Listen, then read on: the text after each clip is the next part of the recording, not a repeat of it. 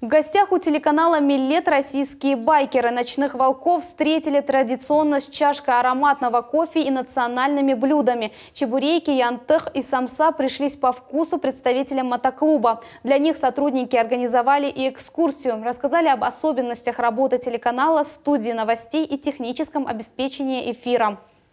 Также мы вещаем, кроме Крыма, в аналоге и в цифровом вещании, мы вещаем на спутнике. Атмосфера крымско-татарского телеканала впечатлила байкеров. Они уже пригласили сотрудников на свое предстоящее байк-шоу. Оно пройдет 10-11 августа.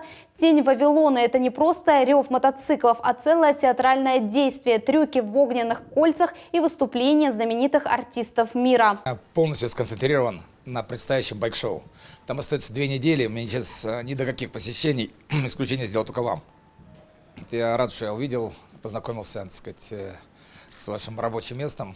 Здесь вообще это немножко другой дух. И чувствуется, что это «Милет».